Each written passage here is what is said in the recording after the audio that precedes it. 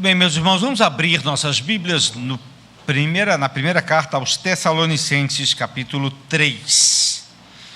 Para entender um pouquinho sobre o texto, a gente precisa entender o que estava acontecendo. O apóstolo Paulo tinha acabado de sair de Tessalônica por causa da perseguição. Ele foi fortemente perseguido. Atos, capítulo 17, conta essa história. Chegando então em Atenas, e ele tinha feito um trabalho ali na cidade de Tessalônica, e muitos se decidiram, mas não deu tempo de Paulo completar o que nós chamamos hoje de programa de discipulado. Paulo estava preocupado porque aqueles novos crentes eram muito novos na fé.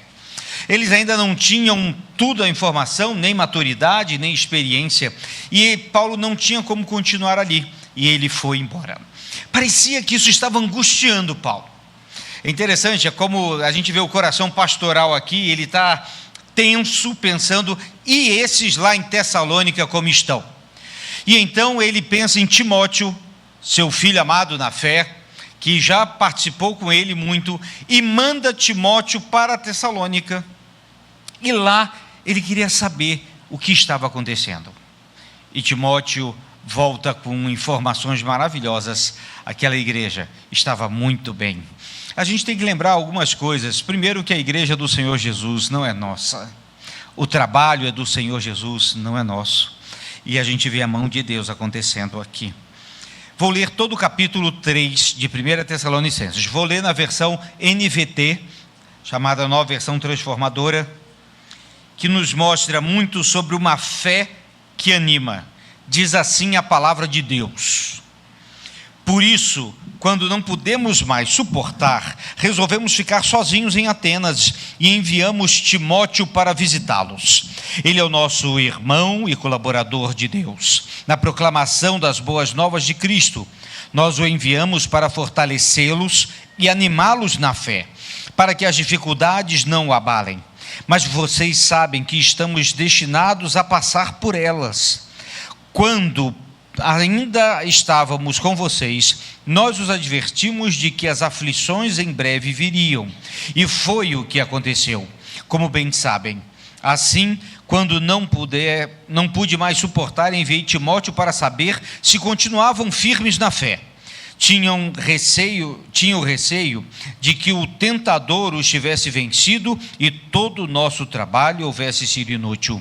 Agora, porém, Timóteo voltou trazendo boas notícias a respeito da sua fé e do seu amor.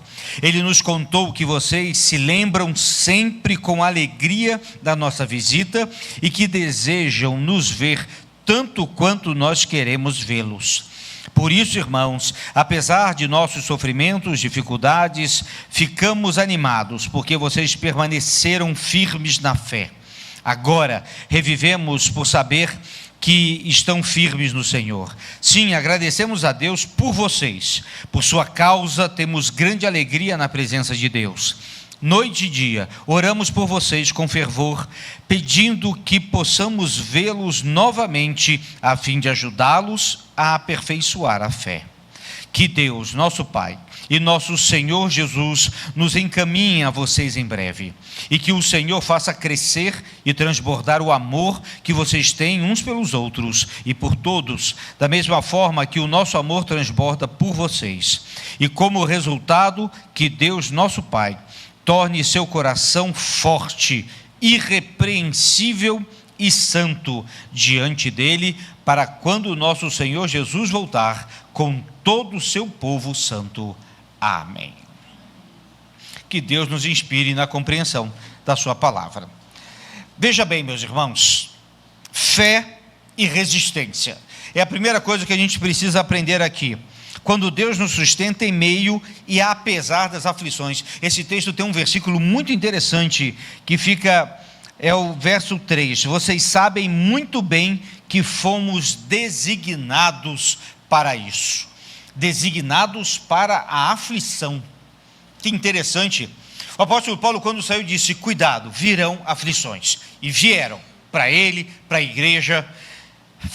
Mas é interessante como essa fé nos torna prontos. Entendam, meus irmãos, A fé proposta aqui não é aquela que sobrevive às tempestades, mas que floresce durante as tempestades e no meio delas, e inspira aqueles que estão ao nosso redor. É preciso compreender que eles sabiam que estavam passando por aflições por causa do Evangelho e seriam supridos pela sua fé. A pergunta que alguns poderiam fazer àquela igreja é: por que eles estão felizes? Por que vocês estão rindo?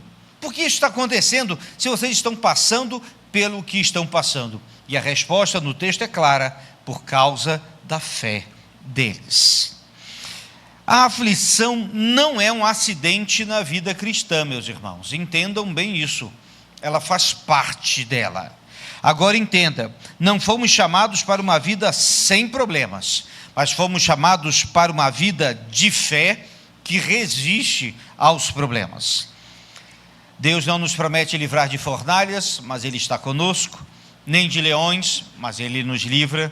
Ele promete nas lutas estar conosco e nos dá força para superar cada uma delas. É a fé que resiste. A segunda coisa que esse texto nos mostra aqui é a fé que anima. É interessante que Paulo estava preocupado, desanimado.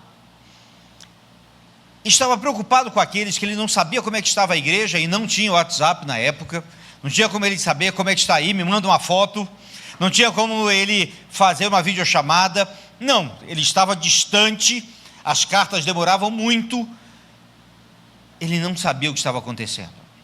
E de repente, chega Timóteo, eu fico pensando em Timóteo chegando: Paulo, fica tranquilo, lá está tudo bem. Sabe por quê?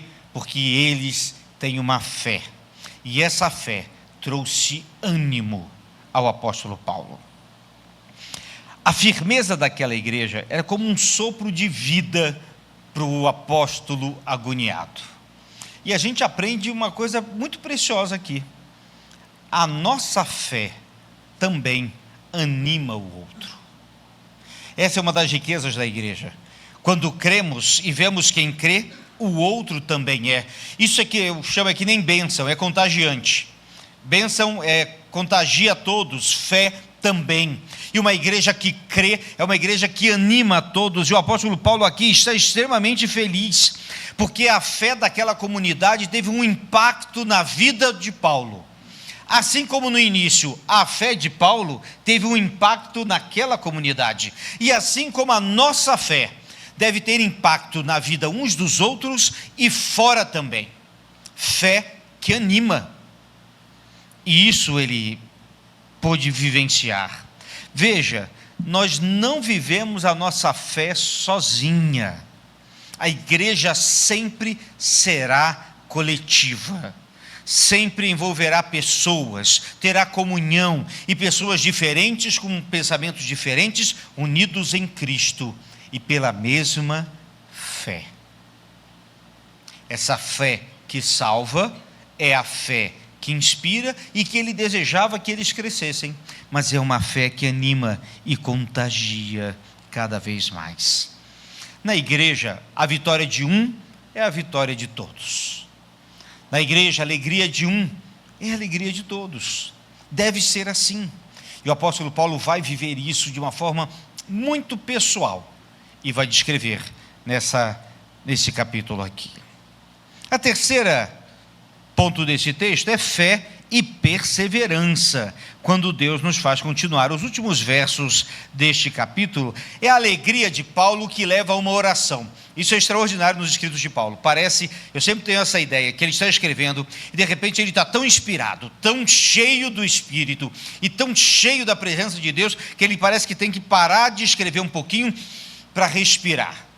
Mas quando a gente analisa as cartas de Paulo, a gente vê uma outra característica. Quando Paulo está animado, profundamente animado, ele ora. Em Efésios a gente vai ver assim: eu me ponho de joelhos perante Deus por vocês. E aqui em Tessalonicenses, depois de fazer esse relato, ele vai parar e agradecer que o Deus e o nosso Pai e o nosso Senhor Jesus encaminhem vocês me encaminhem em breve, e ele vai começar a fazer uma oração. porque o resultado de uma fé que persevera sempre será uma oração. Ou para pedir, ou para agradecer, ou para louvar ao Senhor. Precisamos aprender isso. Na realidade, os nossos dias, os nossos momentos, a nossa alegria deve sempre resultar em oração. Que pudesse dizer isso no nosso dia a dia. Quando a gente recebe uma excelente notícia, a gente para tudo. Vamos orar agora e agradecer. Quando vier uma notícia terrível, para tudo, vamos orar. Paulo fez isso e nos ensinou. Mas essa oração tem algumas características curiosas. Primeiro, ele pede para que eles cresçam. Eu tenho falado tanto isso aqui na igreja. Nós precisamos amadurecer espiritualmente. Às vezes, para amadurecer espiritualmente, precisamos passar por aflições, como o apóstolo Paulo passou e como essa igreja passou.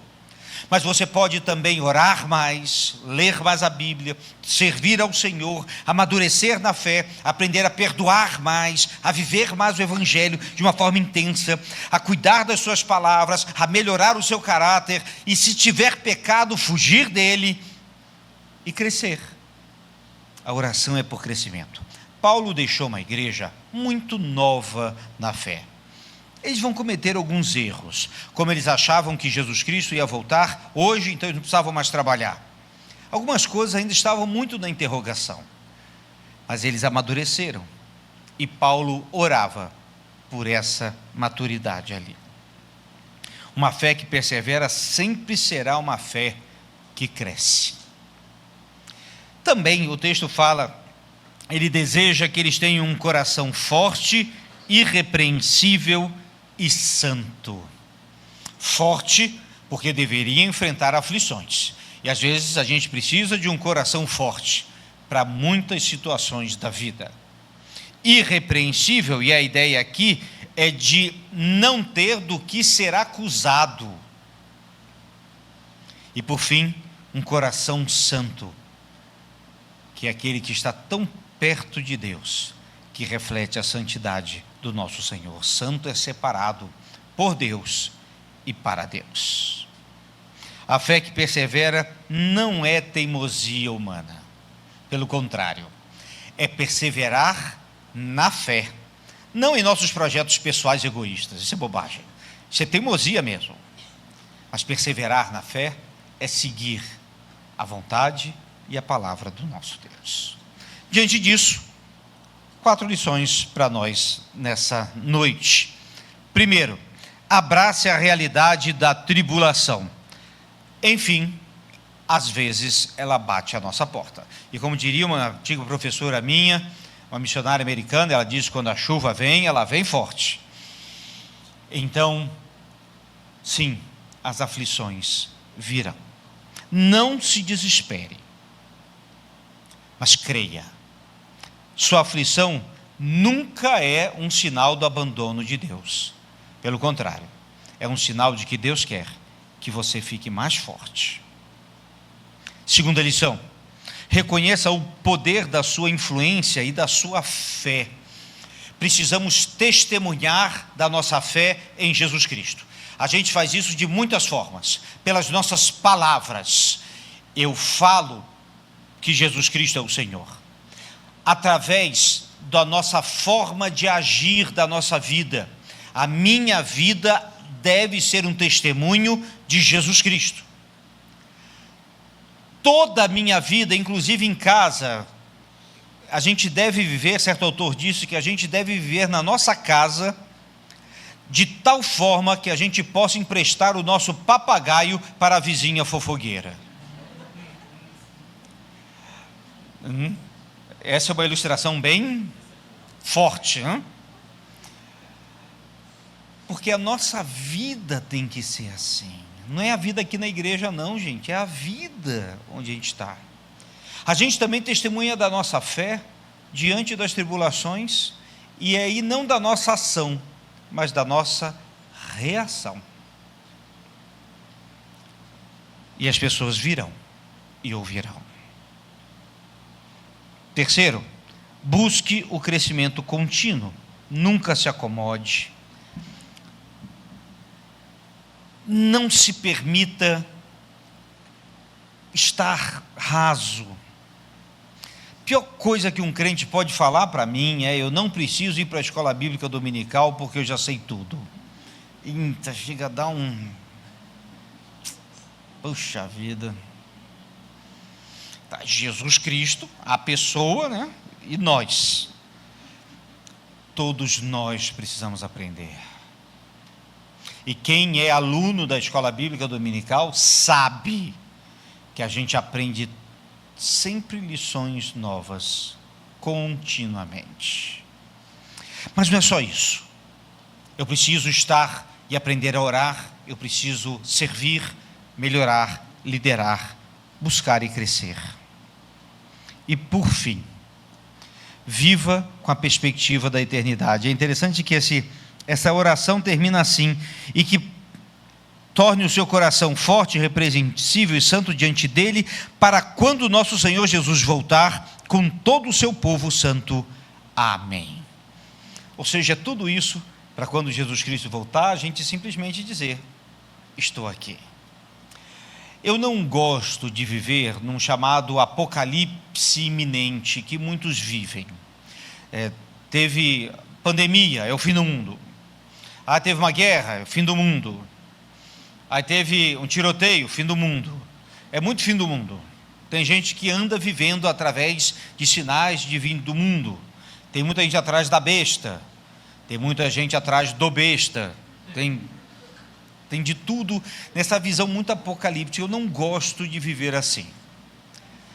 Mas que fique claro que todos nós precisamos viver prontos hoje, para que, se o Senhor Jesus voltar hoje, Ele nos encontre assim, com coração firme, irrepreensível e santo.